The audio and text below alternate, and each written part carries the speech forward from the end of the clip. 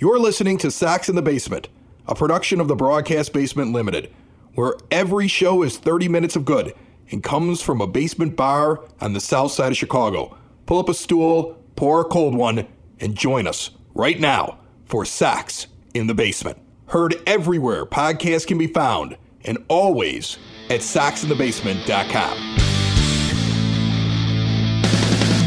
Belly on up to the 9-foot homemade oak bar. Pour yourself a cold one. This is Sox in the Basement for fans by fans and 30 minutes of Sox. And my friend Ed and I are sitting here ready to talk with you on a gorgeous weekend in the Chicagoland area and also a great finish to the month of April. It's all brought to you by Family Waterproofing Solutions. Not the end of April. What the White Sox did, they had nothing to do with. But Sox in the Basement is brought to you by Family Waterproofing Solutions. If you have any foundational issues, you want to have your sump pump checked out, you think you might see some cracks down in the basement, you might have a little bit of seepage, you're buying a new place or you're looking at a new place, you want somebody to come out and evaluate, give them a call, phone number right on the label, or visit them today, famws.com, mention Sox in the Basement, and you will pay less. All right, end of this month, just a great finish.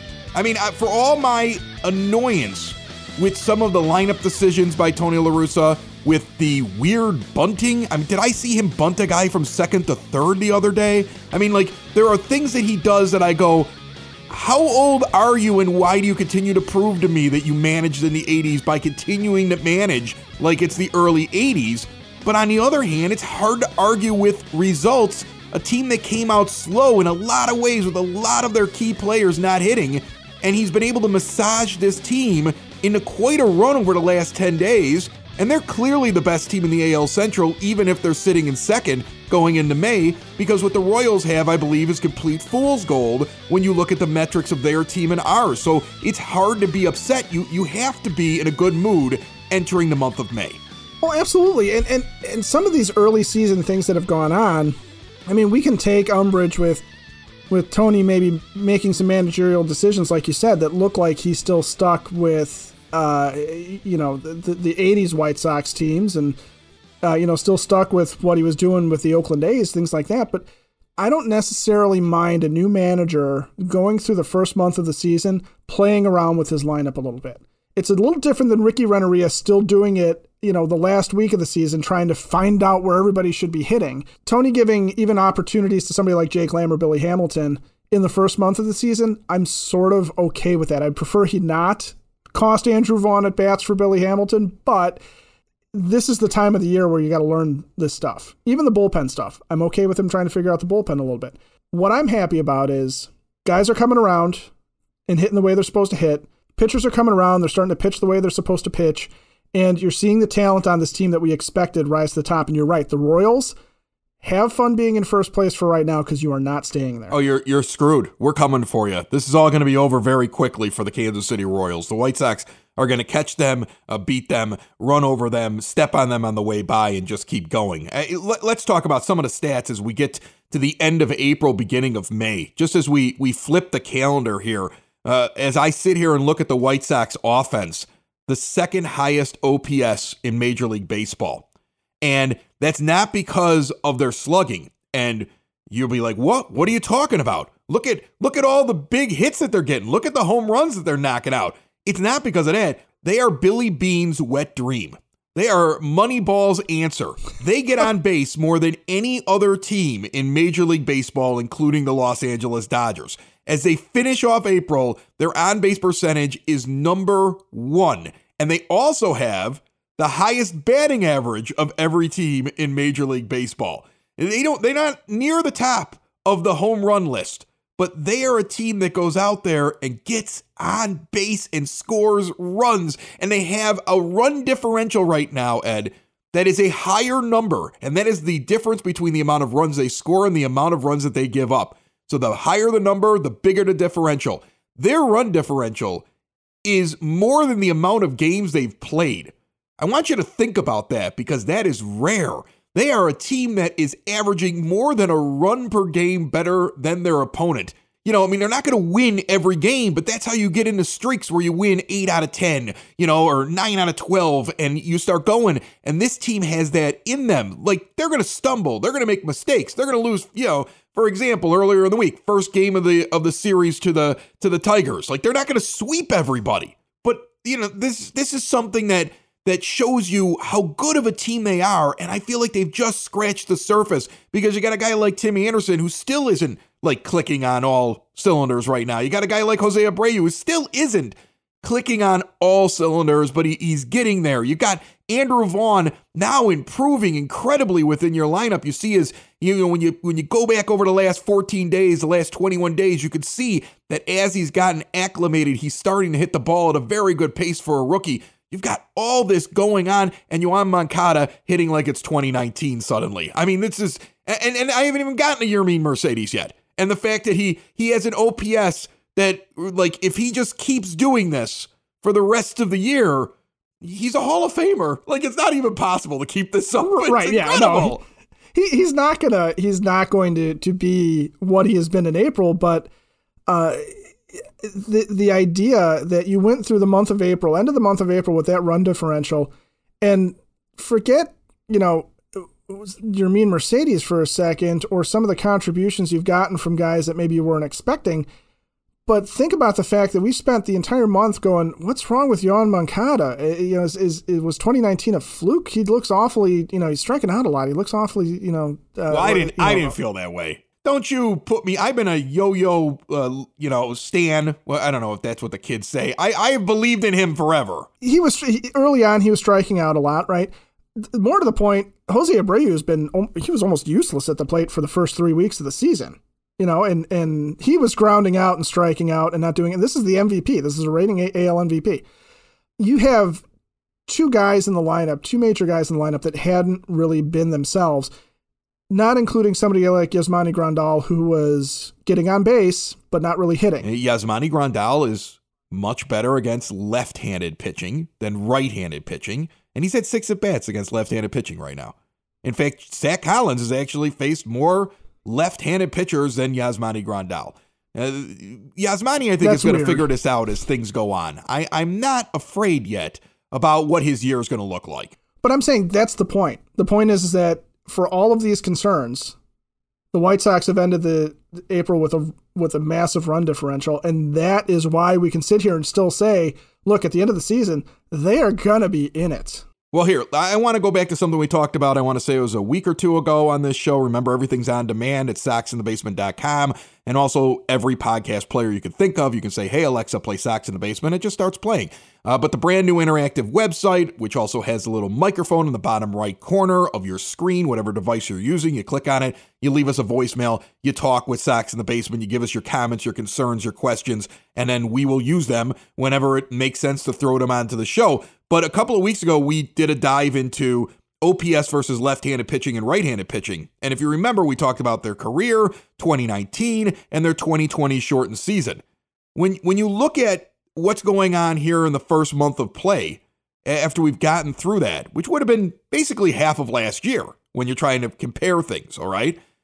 But it's still part of a very short sample, very small sample size for this season.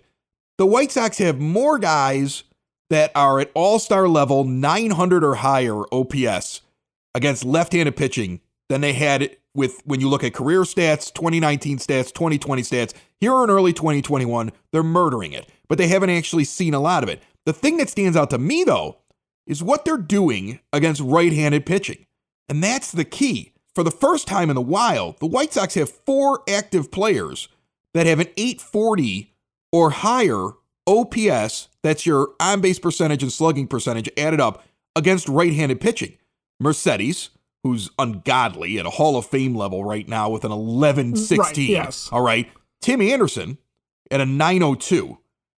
Adam Eaton at an 876. And Yoan Moncada with the 842. And if you remember from that show, we said he's got to be one of those guys that hits against righties for this thing to go. And he's doing it. Now, if you add in the last couple years of Eloy Jimenez and Adam Engel, 2 guys that will eventually return to this team, one of which Engel hopefully in the next week or two, and Jimenez hopefully in the back half of the season. that goes from 4 guys at that level to 6, with Luis Robert and Nick Madrigal nipping at the heels of getting onto that list as well against righties. And Madrigal showing last year that he could, and Robert really starting to hit the ball with consistency. If it comes together, the biggest concern that we had a couple of weeks ago becomes like a question that has been answered.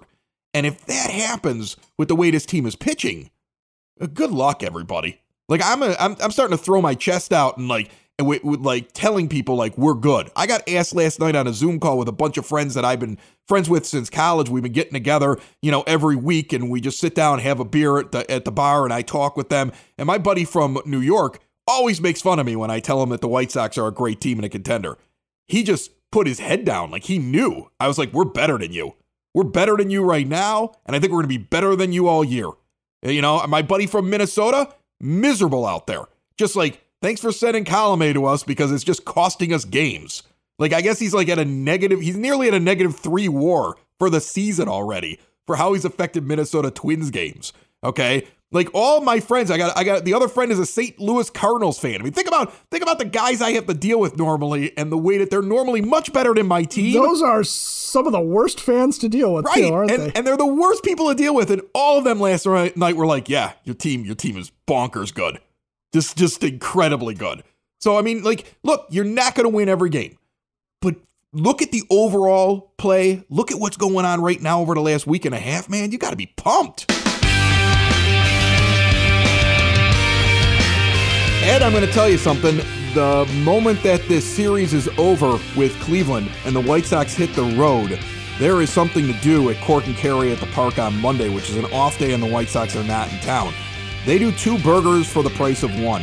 Dine-in only when it is not a White Sox home game. Can't do it during White Sox home games. But guess what? They're not at home. They're not playing. All right? So you got 2 burgers for the price of 1. Do not forget that over at 33rd and Princeton, that is some of the best food in and around the ballpark. I put it up against the food that's in the ballpark. People always rave about what's going on inside the ballpark.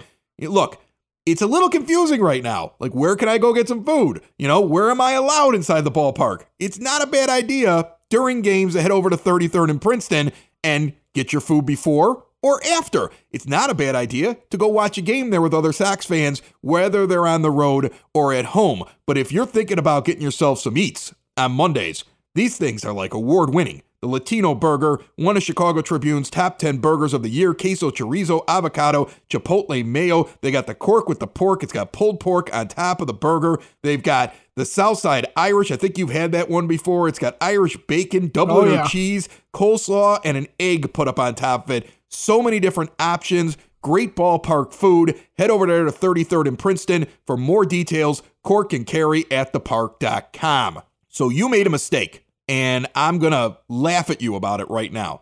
After the show last weekend, we had a conversation about Dylan Cease. We did. I wrote about him last week, so I think this was last week. That's right. Yeah. And you wrote an article even saying he was the biggest problem on the pitching staff, and it was time to move him out of the rotation.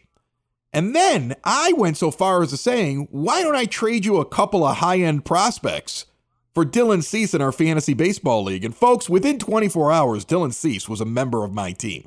I traded away Luis Campuzano, who very shortly after that trade went back down to AAA for the Padres, and Nico Horner, who's the second base middle infield prospect for the Cubs that's up right now, for Dylan Cease.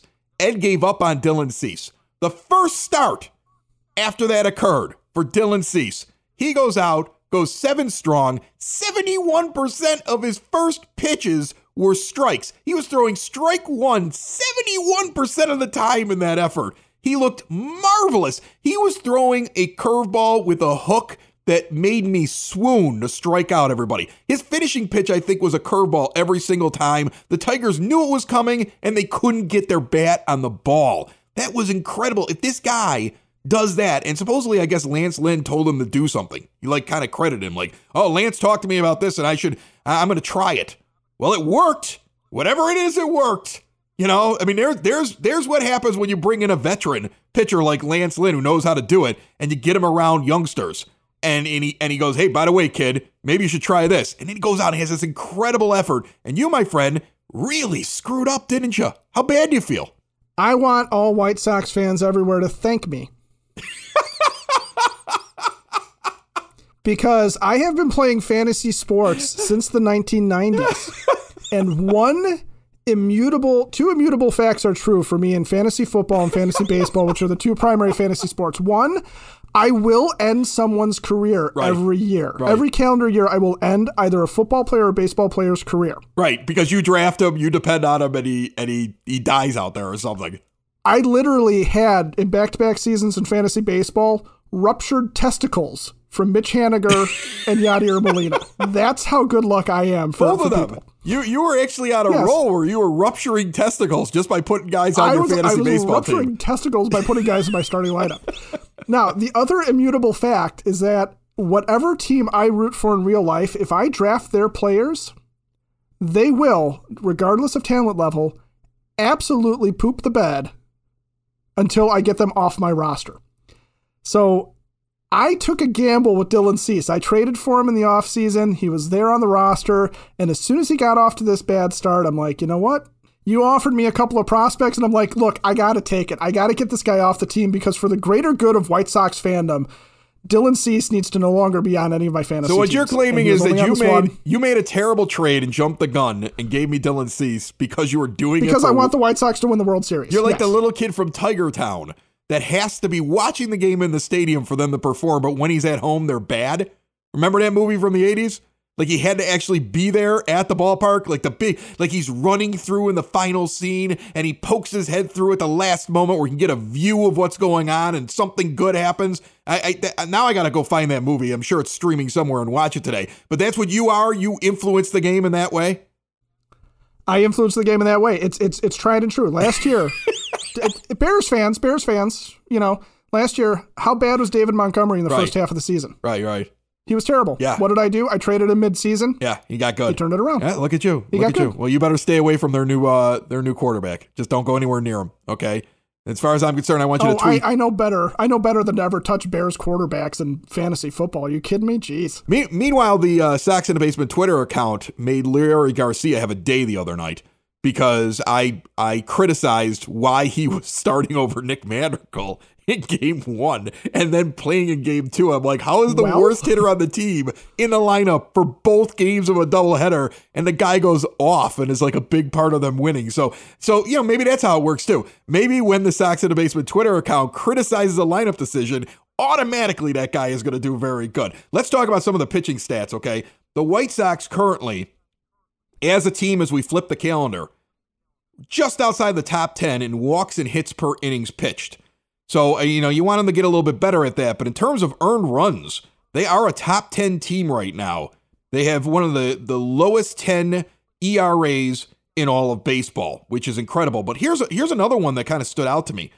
Looking at strikeouts and walks, the White Sox, as I look at these stats right now, and they may shuffle a little bit here between when I'm reading them and you actually get to the podcast on demand, the Sox 6th in Major League Baseball in terms of the amount of strikeouts their pitching staff gets. But when you look at walks, the White Sox give up the 22nd most walks in Major League Baseball. They're not walking a lot of players, and they're striking out a ton compared to other pitching staffs in baseball. So when we talked about at the beginning of the show, the reasons why the offense is clicking so well, and put in perspective like run differential, and we take a look at the guys with the high OPSs and the interesting stats as a team that show that they are a good hitting team who gets on base more than any other team in baseball, at least early on this season. If you look at the pitching staff, they're pretty damn good. Well, yeah, and you talked about WHIP, right? So it's walks, hits. WHIP is walks plus hits per innings pitched. So it's the amount of guys you put on base per inning. So we know they're not walking guys. They are giving up hits, but what's important is that because of the strikeouts, they're not letting those guys come around, right? So you can put up with a slightly higher WHIP if you've got a low ERA and a high strikeout rate. Those are all like really that's a good metric for the team to have. So you do have to look at the bigger picture with White Sox pitchers. It's not just about one stat with them, kind of the way you could do with the batters. What I like is that at least, and I'm going to discount Dylan Cease's one start for just a second here, but what I like is that you're getting really solid contributions for 5 out of the 6 starters, because I'm going to count Michael Kopech as a guy that they were going to spot start this year anyway. Okay. And when he has stepped in really, really well. And the bullpen has had some early problems, but we know what their talent level is, so you can kind of watch how they're doing.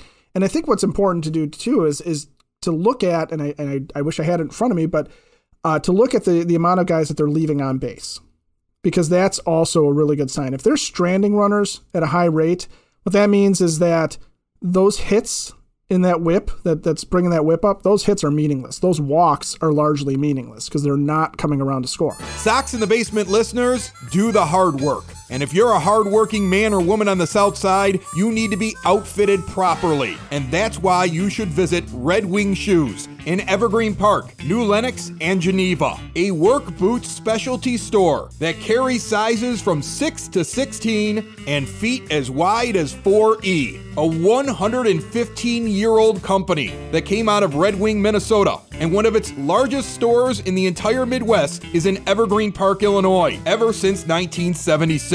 When you're on your feet, the footwear is everything. So why not get an expert fitting? They warranty, repair, and offer free conditioning with laces. And they also carry Carhartt work clothing as well. Located at 3347 West 95th Street in Evergreen Park, Illinois, at 208 East Maple Street on Route 30 in New Lenox, or at 1749 South Randall Road in Geneva. Visit them today. You work hard. You've earned it. Red Wing Shoes. I sent out a tweet on the Sox in the Basement Twitter account, and I had some reaction to it, so I kind of want to tell you what I said and have you kind of react to it as well, if you don't mind. So I was retweeting the ridiculous home run the other night by Yermin Mercedes, where he puts the thing up at the top of the ivy, dead center field. The one where Benetti said, "Give this man a shrubbery"? He just hits a bomb, okay? So I just retweeted it and I said, imagine if Eloy had never been injured and Yermin never got a chance. And now imagine when Eloy comes back and joins him late in the season. Now, first, there's a lot to unpack with that, and people reacted to it, I think, because there was a lot there. First of all, let's think about this. Look at this guy. And if he is a real hitter, and he's not going to hit over 1,000 OPS for the season. I don't believe that. But he's definitely a middle-of-the-order guy who's going to contribute to you. I do believe that. All right? I think that he's up there, he's confident, he's hitting well, and I'm not seeing any cracks yet in his armor. So, we could have really lost out here if Eloy Jimenez had not been injured. But even if it does fall apart for him, even if this is one magical season in the sun, who would have thought we had a guy who would have actually just filled in for Eloy when he got himself injured? But also think about the second part of that, the logjam that could potentially be there. The idea that between Vaughn, Abreu, Mercedes, Jimenez, and also Engel and Eaton, because you could be doing platoons with one or the other out in right field, but then you might have the urge to put Engel out in left and Eaton in right. You're going to have people getting left out of the lineup every day when Eloy is back and when Adam Engel's back. And it's going to be an interesting thing to watch what Tony La Russa does. And in the conversations I was having with people, I was trying to explain hey, you could give every one of those guys one day off a week and you wouldn't even miss the guy because of how good they are. And this is what the Dodgers are. This goes back to something we yelled about in the offseason about depth. It's okay to have too many hitters where you're like, oh man, that guy's got to sit on the bench tonight. It's okay to have too many pitchers where you, as you said earlier, are saying the White Sox really have 6 starters because you think about Michael Kopech. This is the depth you need if you're going to contend for a championship. This is the thing I thought was missing. So if it continues this way and then you get late season, Eloy comes back, you have a very good problem. Do you think it's a scary? Some people reacted like that was a scary problem. Like La Russa would screw that up. All right. Or you would just have to take one of these great guys out of your lineup or something like that. I think it's a good problem to have. Oh, heck yeah, it's a good problem to have. No, I'm not scared for Yermin Mercedes to have to take a couple of days off and put Eloy Jimenez in the lineup, or that Andrew Vaughn might get a chance to sit against somebody who's particularly nasty against a rookie in favor of Adam Engel, who's been around for a couple of years, or that, you might go to more of a platoon type of a situation with your only left-handed hitting outfielder in Adam Eaton, because you're going to just load up that right-handed murderer's row you just listed against a left-handed pitcher. Why would you be worried about? I mean, being worried about that is I think just PTSD from Ricky Renteria, where he would make lineup decisions that didn't have a basis in like, well, this guy's got to get in the lineup and we can give this guy a break. He would make lineup decisions that just made no sense. And maybe a little bit of Tony La Russa saying, well, Jake Lamb's going to start in left field today instead of Andrew Vaughn. But at the end of the year, if Yermin Mercedes is hitting, let's say somewhere around his minor league career norms or what he's done over 11 seasons in all sorts of levels, which is he was a 309 hitter with an 864 OPS. If he's hitting anywhere close to that, that is a wonderful problem to have that you didn't expect him to be an everyday contributor in the lineup. It's a wonderful problem to have if Andrew Vaughn is hitting well enough that at the end of the season, he's still forcing his way into the lineup. It is a fantastic problem to have that two outfielders who, Engel was talked about as potentially being a starter going into this year if they didn't find anybody else, and was also talked about as somebody the Indians might have wanted from Mike Clevenger, for God's sakes. So between Engel and Jimenez coming back, where's the problem? Where's the problem in sitting there saying that no matter what, you're going to keep these guys fresh, and by the way, you're going to destroy other pitchers and cause them to need to change their undershorts in between innings every single inning. Well, that was the other thing. Like, one of the things that was floated in the conversations that I was having with people was the idea like, well, there's too many guys. They're going to have to make a trade. So I hope they trade the right one out of that group. And I'm like, why do you need to trade any of them? You're not trading any of them. Guys go through streaks. Guys need to sit down. Guys get injured. You could play matchups a little bit better. Why do you need to do it? The Dodgers don't just trade somebody because, he's just sitting there and he's blocked a little bit. They don't sit there and say, oh, well, Chris Taylor isn't getting enough at bats because we have Lux and we have Seager in the infield. We should just make a trade. They don't do that. Well, why do you do that? If you need all of that, that's a good thing to have. Nothing says that you need to have 9 guys that are superstars that play every day, and the other 4 have to be subs that could never really be a starter. No, you want some of your subs to actually be like, he'd be a starter on another team. That's how you know you're good. That's what the late 90s Yankees were. That's what the current LA Dodgers are. Okay? That's what the Astros even have a touch of that in their little run that they've had recently. Same with the Padres right now, too. The Padres have talent sitting on their bench that is good enough to start on other teams. That's how you know you have a team that contends for a championship. So no, I don't think that suddenly because you have the possibility of a logjam later in the year, and really, we're talking ifs. There's a lot of big ifs there. Does Mercedes continue to hit the way that he's hitting?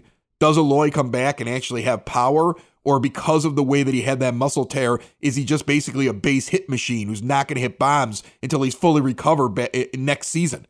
There's a lot of ifs going on there. Will there be a major injury and that actually solves that problem? Does Andrew Vaughn go into a slump even though he's hitting right now because he's going to be up and down because he's still a rookie? There's so many things happening there. You want to have that depth because there are uncertainties. The idea that what everybody's doing right now is what they're going to be doing in 3-4 months is insanity. That's not true. I mean, we were talking about before we actually flipped on the microphones. Jim Bowden was sitting around and, he's one of these guys who likes to throw out his opinion about baseball players. And he goes, enjoy this Mercedes thing while you got it, White Sox fans, because he might not even be on the team or something. Like, what did he say, Ed, that you were telling me? Oh, he said, he's not going to keep this pace up, which, right, we all know that. Nobody's going to keep this pace up because you're right. Hall of Fame. Just don't even put a bust of Yermin in the Hall of Fame. Actually put him in a glass case in the Hall of Fame if he keeps it up for the entire season. Right. But what he's saying is that, he might be able to contribute, especially against left-handed pitching at the DH position by the end of the season. So he's basically saying you're going to drag him down from where he's at now to he's not going to be somebody you could trust every day because you're going to have to platoon him or you're going to have to play matchups or maybe he can contribute a little bit. And basically he's saying he doesn't think he's that good. Well, that's an uninformed opinion because Mercedes actually has a very small sample size against lefties. In fact, I think the White Sox leader in at-bats against lefties is Madrigal with 20. I don't have it in front of me right now, but I think I looked that up the other day. I mean, they don't have a lot of at-bats against left-handed pitchers because, the book on the White Sox is don't send lefties out against them, so you get a lot of righties. Yermin Mercedes, in a very small sample size, you're right, a little bit better against left-handed pitchers with an OPS of 1250. But against righties, where he's getting the majority of his at-bats, 1116. So the idea that he's a platoon guy, he's literally right now, as we sit, the best hitter on this team against right-handed pitching, on a team that has always had a problem with it. So that's out-of-town stupid right there from Jim Bowden. Like, he doesn't get this team enough to be able to make that evaluation. Yes, there's no way he's going to keep this up. No way he's going to keep this up. I do think he's going to be in the home run contest, though, in Colorado, and that's going to be fun.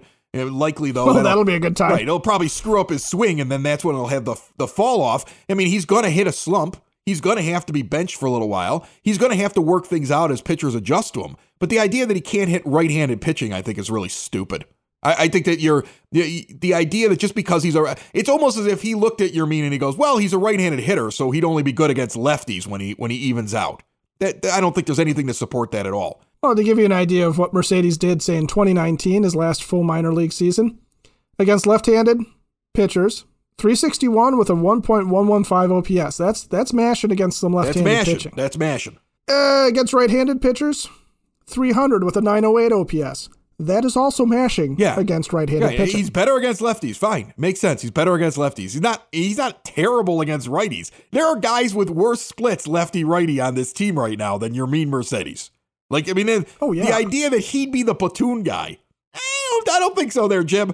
You might maybe listen to a few episodes of Sox in the Basement. We're on demand. Check us out, soxinthebasement.com, wherever podcasts can be found. Maybe go back, listen to some of the things we did, deep dives against lefties and righties and the lineup and guys' histories and things like that, instead of just looking at a screen or following a tweet and just making like a hot take because you're wrong. And Rick Hahn does not like your hot takes, Jim Bowden. Just do me a favor, will you?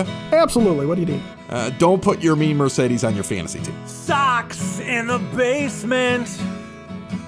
Sox in the basement. Sox in the basement. Sox in the Basement. Heard everywhere podcasts can be found and always on soxinthebasement.com.